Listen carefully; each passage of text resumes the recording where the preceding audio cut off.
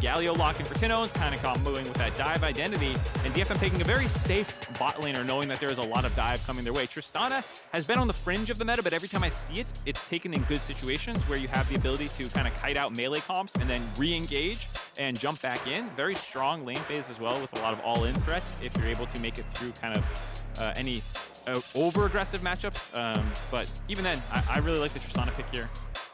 Yeah, Yumi ban, Caitlyn ban, so not options there. Instead, Leona and Tristana. And going to round things out with, we'll see. Assuming it's Branson Seraphine, likely Galio mid, it is going to be a support, and Seos is going to go ahead and take Alistar here. Alistar coming in. All right, some more engage options for Seos. Looked very good last game as one of the primary engage tools here. 4 meatballs and a Seraphine. Correct. The enemy team, almost the exact same identity. Just a little less early game laning focused in the bot side of the map. You still have that as maybe your most proactive lane. Obviously, Leona set up, comboing with jumping in Tristana, Malphite ults from the Tristana. We'll have to see. Obviously, you have the Sejuani. Steel had a very proactive early game as well. Maybe you can change these lanes up again, but otherwise, this looks like just team fighting. Yep. You have technically split push options with the Gnar and the Aatrox and whatnot, but realistically, this is mostly team fighting. The Galio does not have an obvious lane that he is setting up like a Camille or anything like that, so most likely more about these neutral objective fights, which matches what we saw in the previous game, where it really did just come down to team fight execution. Yeah, I think not too surprising given what we've seen already. Teams certainly love to scrap. When exactly in the game they choose to fight has been slightly earlier for Loud generally and slightly later for Detonated Focus Me generally. But again, seems like it's going to be a pretty protracted series, especially given the length of game number 1.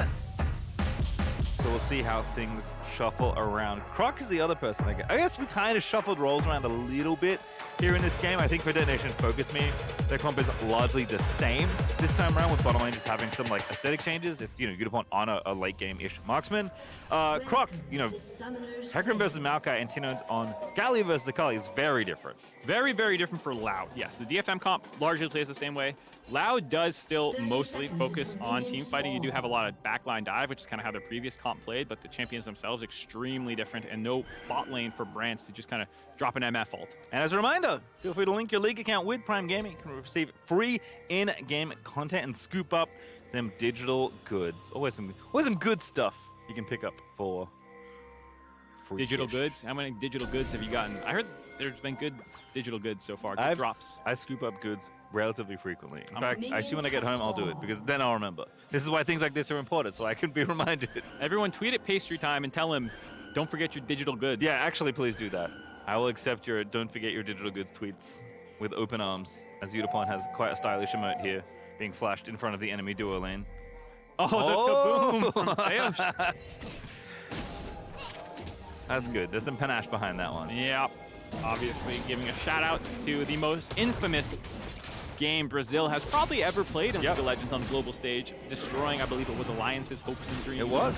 Same mid laner too. Tinones was there in 2014. Here again now in 2022. Looking to try and get one step closer with the rest of the squad. We'll have to play one more best of 5 to continue on at Worlds. It is unfortunately against RNG, who are absolutely fearsome, especially in that situation, but we'll talk about that tomorrow, because they're not there quite yet, and I don't think we're going to get there for a while. No, if last game was any indication, we have 2 more very close games at worst. At best, a full crazy-ass 5-game series ahead of us. Here we go, the tri-lane look. Somewhat uninteractive lane phases early on. It is hard for DFM's bot lane to find an all-in that will stick. Even if you get on top of the Seraphine, it's very easy for the pull. Yep, just perfectly timed, Harp. Thank you for illustrating that back to me. It is very hard to actually kill Seosh Brance as long as Seosh is standing on top of him. Mid lane is mostly about Galio trying to shove and roam around. That's where you're going to see more action more than the lane itself. And then top side, obviously, there's the Q minigame that Evie has to play, where you don't want to get tippered by Robo. Get knocked out and then maybe get an all-in threat, but early on in the lane phase, that's usually not enough damage quite yet until you get Eclipse or something. Robo might have that option. Until then, usually Gnar is able to control the lane phase. Yeah, especially in the mini form, you don't want to get caught, but if you can keep him at arm's length, you're generally okay. It's kind of been Gnar's identity since he was released as a champion. I remember when Gnar came out. Yes. everyone was like, this champ is way too random to see competitive because of the transformation timing. And I feel like every time that is the feedback that you give, that, oh, this is too weird to see competitive play, this kind of stuff. Eventually, the OTPs figure it out. People begin to play it enough. He was also just a disgusting stat stick on that transformation that eventually people start picking him up. But yeah, it's been a staple of the top lane meta forever now. And pretty well designed, the fact that you have these different windows. Melee champions love playing into him in the sense that you have this kill threat when he's mini, but a very hard lane phase to get to that point where you have this kill threat on him. Things like Aurelia and Camille are taken in, but you have to survive early on. You know, it's a very cool champion to follow the matchups for. Good dynamics. Also, give me Yasuo. That's all my feedback on Nahar as far as top lane goes. You play the Yasuo side of that matchup? I do. I'm too bad to do that. It's a fun time. It doesn't have to be good. It just has to be enjoyable. As Branson Seos lining up, getting pushed in right now. Not too surprising, I suppose. But again, Branson Seos, I don't think will be a fixture of early game aggression in the same way they were in the last game here. Although Croc trying to make it happen here in the bottom half of the Rift.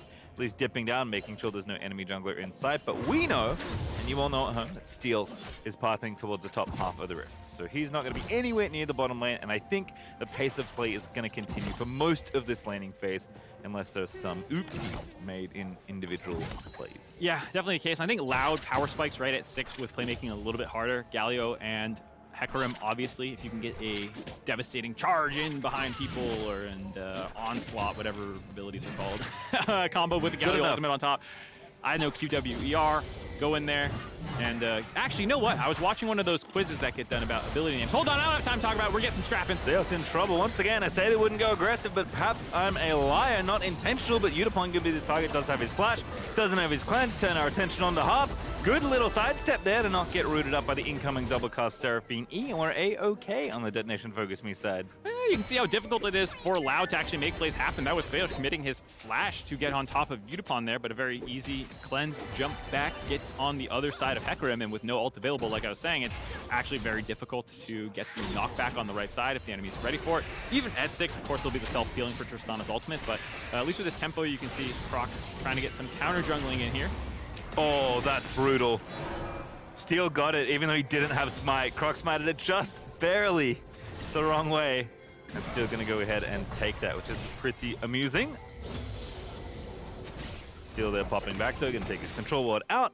And Tinone's kind of getting things done. We did see this, by the way, from Tinone in the last game on Akali, was trying to push and roam pretty often as Yaharon farmed up a storm, which seems to be the story this game. I think the notable difference is that Galio significantly easier and to be successful on your roams than Akali. Also significantly worse at 1v1 solo kills later on. Yes. So I like this clash of styles that we're seeing. Yaharong has been beasting Champions Queue, no longer the #1 player, but for a period of time was, right when it opened up for World, showing that he is a monstrous teamfight threat and will be topping the farm charts this game as well as he just did in the previous game, if this is any indication how it's going to go.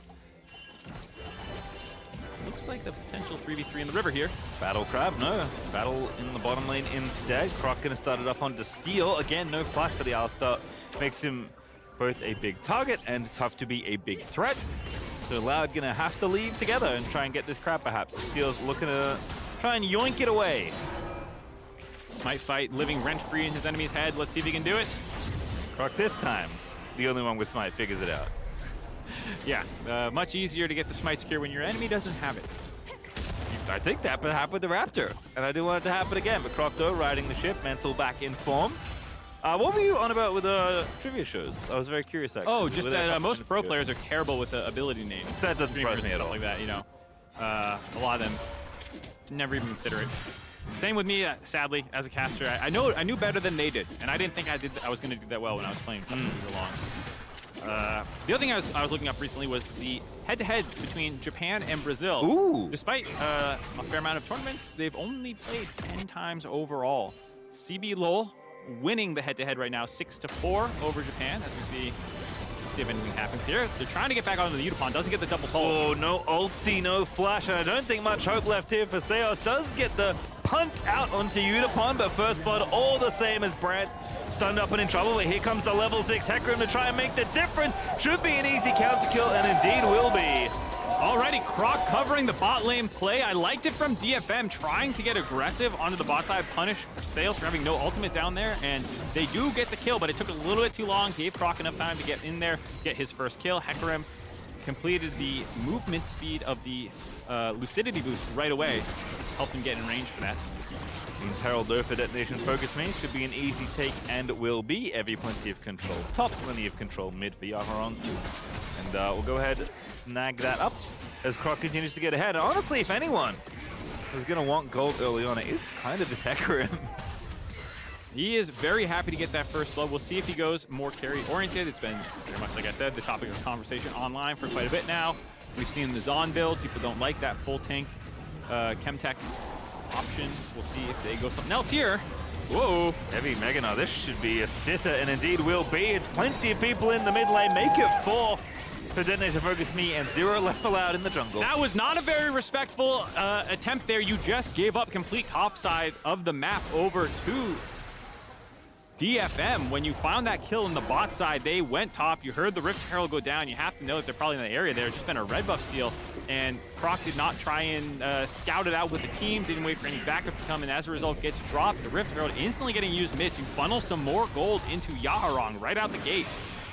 Be where the money goes. Yutapon also picking up that kill means he has some extra as well. So money going in the right place for Detonation Focus Me. They're up about 1,300 gold in this early game. As you can see, the 2 carries and the jungler top of the gold charts right there for DFM. Feeling very good for DFM. Again, Yaharong absolutely monstrous, cresting the 100 CS mark pre-10 minutes.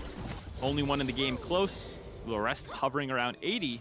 Final thing I was going to say is just this is the first best of 5 between these regions that they've ever played, which is very cool. I always feel like you have these rivalries start cropping up at different points in time.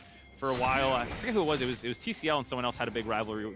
I believe Oceania had a big rivalry with us before. You know, it's just cool to see these kind of developments, and DFM being arguably one of the best, as we see. Hold on, gank coming in here. Ulti ready for Croc, just coming back as the angle. Gonna hold it instead. Already the wave crashing in, escorts that one in, moves on to the dragon now, most likely for Loud. I don't know if DFM are going to want to contest this one. Yaharong is in base, just picked up the Leandries there. Might get there in time to contest this. It is a very slow dragon take. On we go. Loud going to try and pick a fight there onto Hop. Hop going to flash away. Leona decently tanky. Onslaught of Shadows committed though. Leona ulti stuns onto 2, but the kill's all the same. Gets given over to Brance. Uh-oh, Yutapon needs to jump away here to be safe. Overextension by DFM in that situation. I understand that Harp wanted to kind of slow the pace of the dragon down, give time for Yaharong to collapse with his mythic item completed. Only one in the game with it so far makes him an option, but now they're fighting odd man numbers. They have started again. Steel cannot be slow, but he can certainly be killed if Loud wants to keep pursuing. They give it up though. Back to the dragon we go. It's taking a little while. Harp actually going to be back out on the rift, and again, Yaharong with the mythic completed very early is a threat here. Yeah, but Robo does have his teleport first. Evies is still coming up. It just came up for Robo. We'll see if that means Loud wants to stick around, thinking that they have an advantage in this fight, but instead they're just going to allow this situation to reset. So while Harp dies, it did buy enough time for DFM to collapse and now get the dragon control for themselves. 1,000 gold up. And now going to be a dragon up as well. Harp's going to go ahead, see if he can't scoop some vision out, but looks like unfortunately Loud, even after that kill, with the back and forth on the poke, have to give it up. I think that without the Hecarim ultimate there, is just a little too difficult to actually contest that one. They're very happy to just go back, pick up the Mythic for Seraphine. She was sitting on quite a bit of gold. Croc wants to keep his farming up, doesn't want to hover around a dragon for a minute and a half, doing nothing, not getting any gold. So very happy to back out of that situation and keep working towards his own Mythic. Looking like he's going for the Triforce. Maybe? Let's see. Yaharong hurts, by the way. Just poking out both the enemy mid laner and jungler, continuing to apply pressure on these plates. Yaharong even taking out the blast cone as well.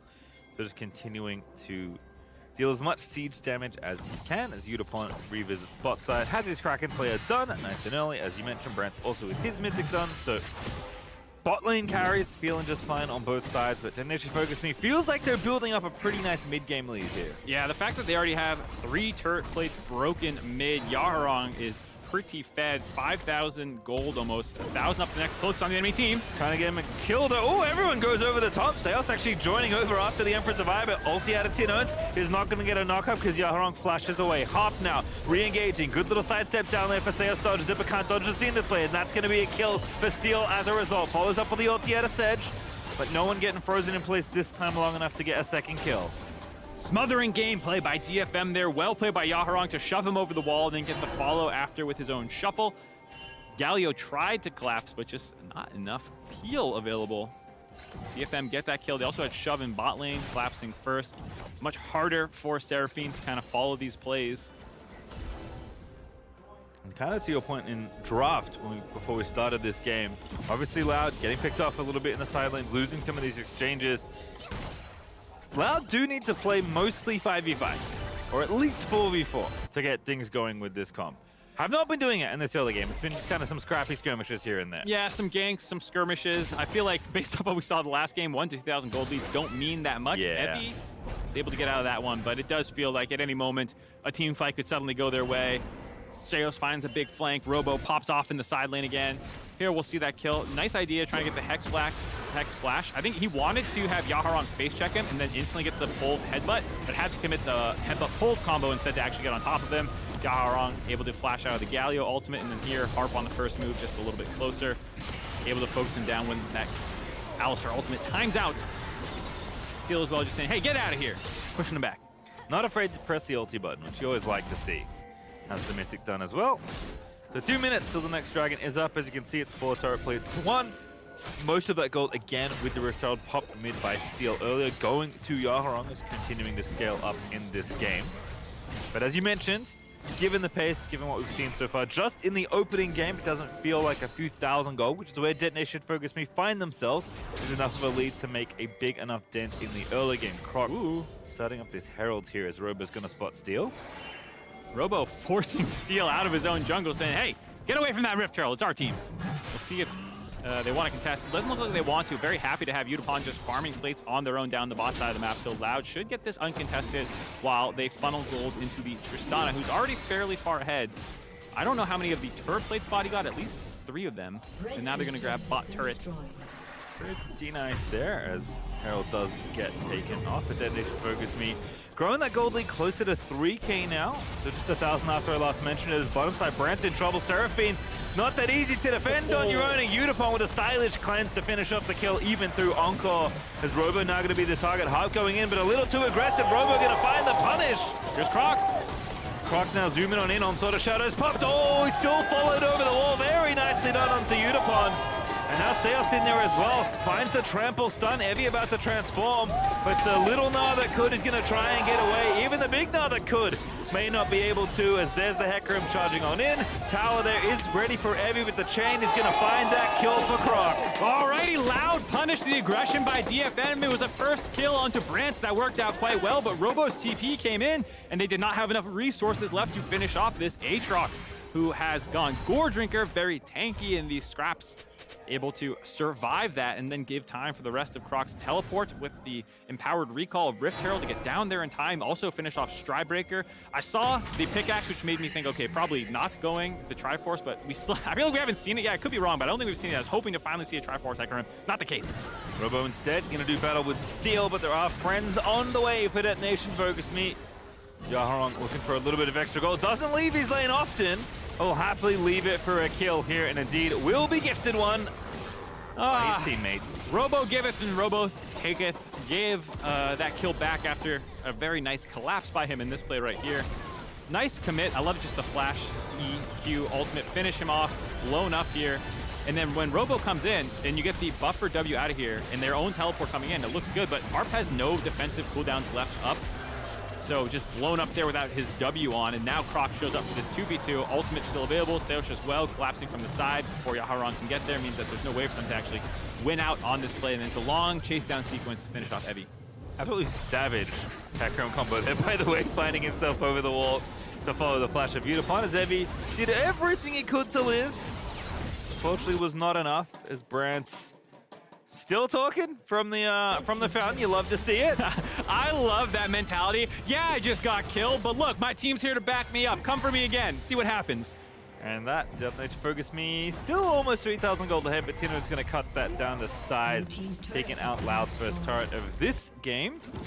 And we'll call it close once again here. Although the difference certainly, and it is a pretty big one from game 1 to game 2, is that the first two Dragons have not been split between these two teams. It is smooth sailing to the soul for Detonation Focus Me. Yeah, despite that little hiccup in the bot lane, they're still far ahead in gold. 2,000 gold lead. They've had it for almost the gold lead the entire game. Slightly growing, not as quickly as you might want, but again, in theory, I would think the Azir becomes a bigger threat late game. Obviously, there is still strong scaling on the side of Loud, but it is mostly predicated on like a wombo combination of getting a big Fear, a big Galio ult, a large charm from Brance, and less about kiting out the situation in an extended team fight.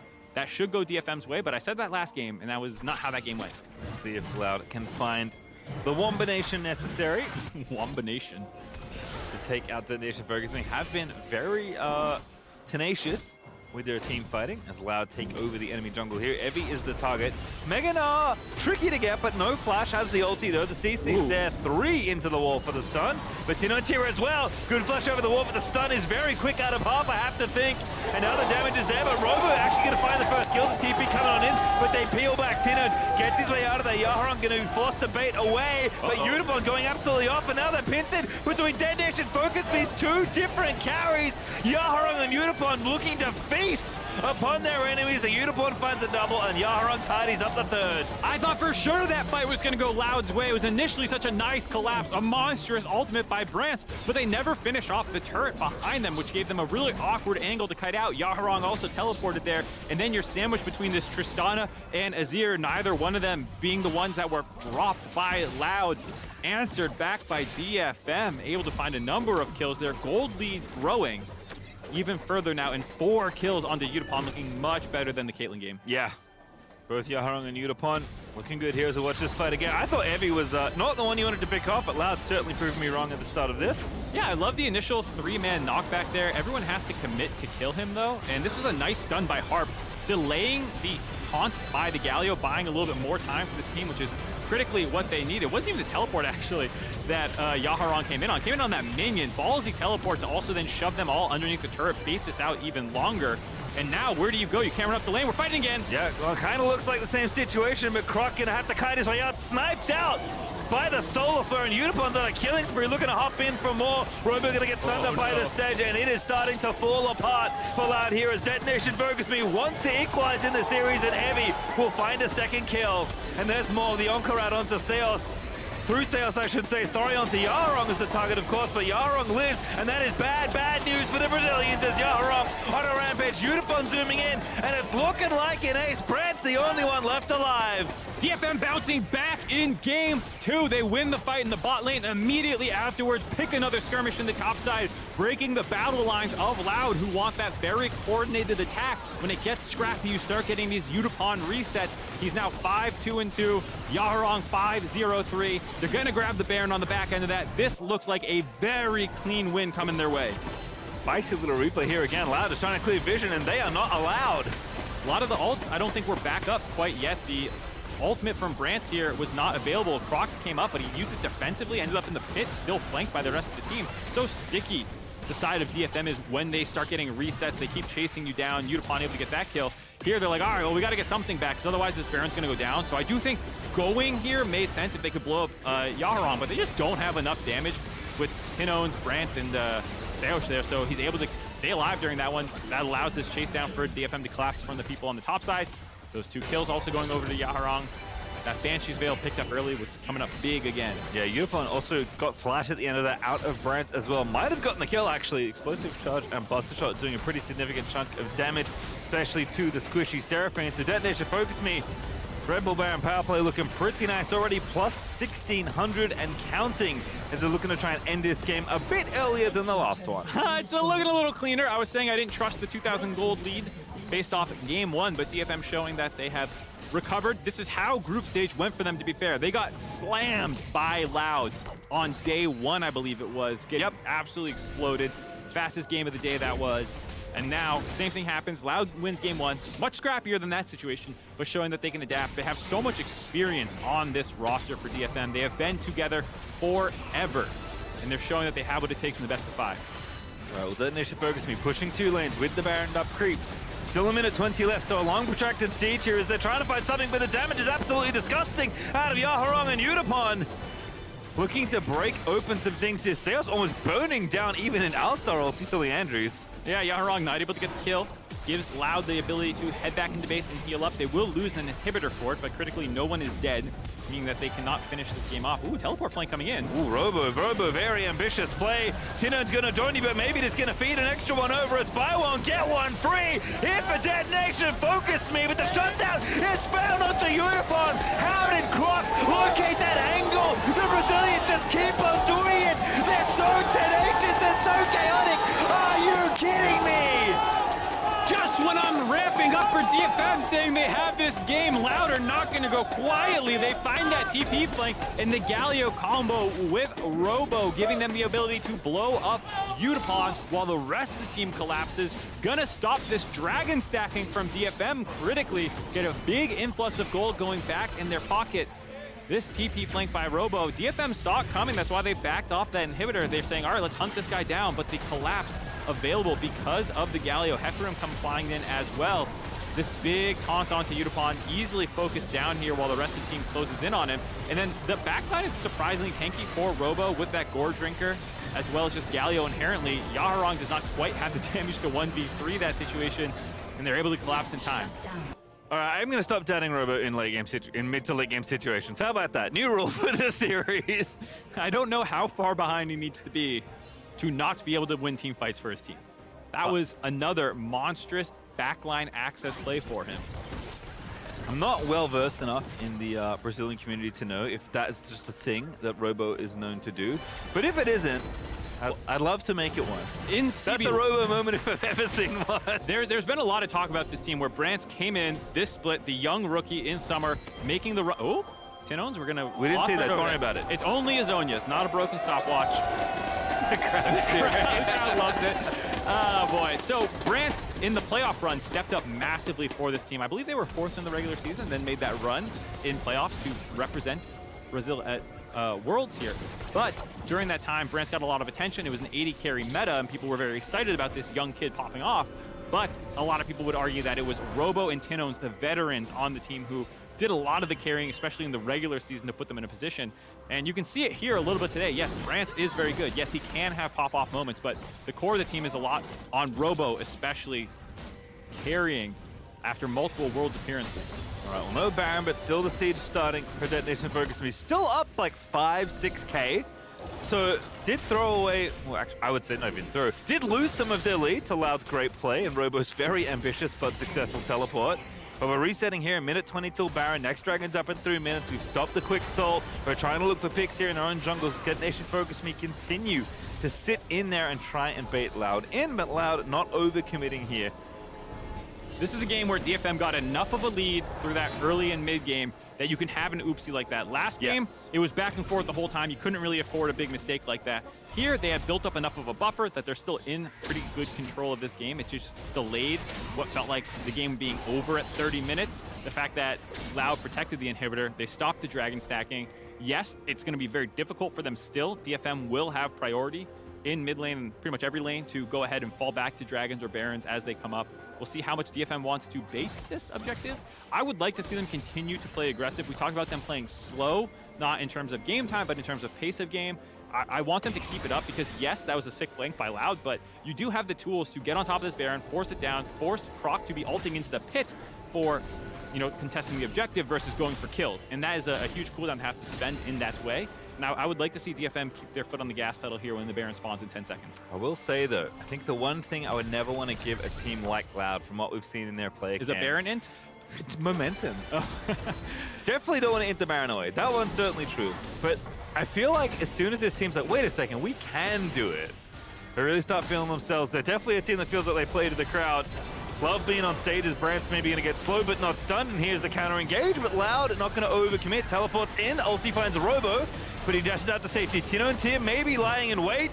Is there a counter engage? As Robo finds a knock, my goodness, Croc's in there because Tinone is getting delivered to the back line. Loud have found a team by Brance has found Yaharong. That is a critical loss as Unipon getting exhausted, but the shots them away. Steel now low, but bouncing around in the back is Evie, who is likely going to be forfeit here as well. Robo has found yet another angle, as Loud have found another team fight win, and maybe it's not done, but even if it is, the Baron is on the table. All right, we're gonna have to turn the tables from game one. Steel must live up to his name now and find a way to stop this Baron. We're going in the favor of Loud. 3v5. Seosh looking for the big flank. Don't know if he was spotted as he was wrapping around there. It's the Cloud Rift. Long con.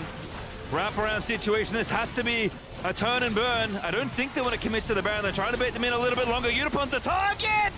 Barely missing, gets stunned up by Half, but still we keep on going. Half trying to Zenith Blade out, using the enemies as springboard to exit the fight, but unfortunately, it's just a quick trip back to the fountain as Brant's on a killing spree.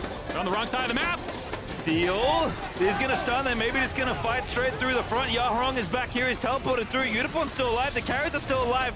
But Detonation Focus me, Seos maybe gonna die here as Robo has dove in once again. Yarong does indeed get that kill, and now Robo is left alone. He's gonna be forced to flash out to safety. A wild exchange back and forth.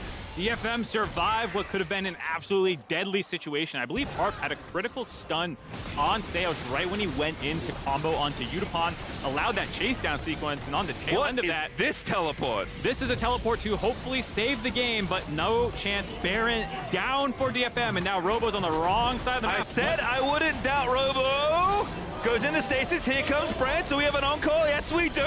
Let's it go, Robo's still fighting, but Yaharong takes him out. Yaharong go the target, but Udapon peels back. Croc now gonna die likely as well as Brand cannot support his teammates for long enough. And this time it's a touch too far for Loud as Detonation Focus me get the Baron +2. Loud getting a little desperate to try and stop that Baron from going down. I saw the angle that they thought Robo can teleport in, maybe they can stop it. Here's this initial play, they go into Branch, but the problem for me here is that Evie is not really ready to teleport. His Meganar is timing out right when they go in. He's gonna come into this fight exhausted as Mini, which means it's very difficult for DFM to win this like front-to-back team fight when all the ultimates are available. So right away, nice ultimate by Croc there to get the Galio set up, blow up Yaharong, the strongest member on the side of DFM, and then critical buster shot, 3-man ult by Udapon to self-peel himself there to keep him alive, and they needed all 3 members of DFM alive to stop that Baron from going down when Loud turned onto it. Yeah, Buffett out of the Everfrost that did clip him as well, so very nicely navigated there by Udapon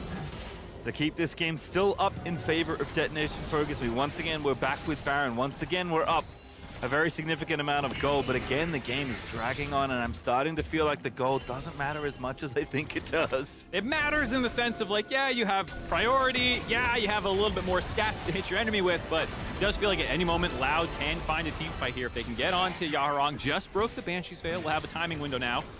Croc on the flank. Maybe revisiting top, but that's why they want to go. Udapon gets out, Yaharong drifts away, and now the counter engage for Detonation Focus. Robo's found his way deep in enemy territory. They're going to peel and kill him though. And dive in goes Tinones, but that's just not enough. The encore is decent. Tinones into stasis, but Detonation Focus me now with the momentum, now moving forward. Should be pushing to an ace, should be pushing for the game. We have ourselves a series. Udapon gonna find himself a quadra kill and a Nexus. One little misstep in the mid-game doesn't stop DFM from bouncing back in game 2. They find the ace onto Loud. 31 minutes here for them to find the tie in the series, 1-1. Only a triple for Udapon at the end, but he'll take the 10 kills. A very nicely done Tristana game there. The carries this time. Coming up, Trumps for Detonation Focus me, and a much cleaner look. One misstep it felt like, really.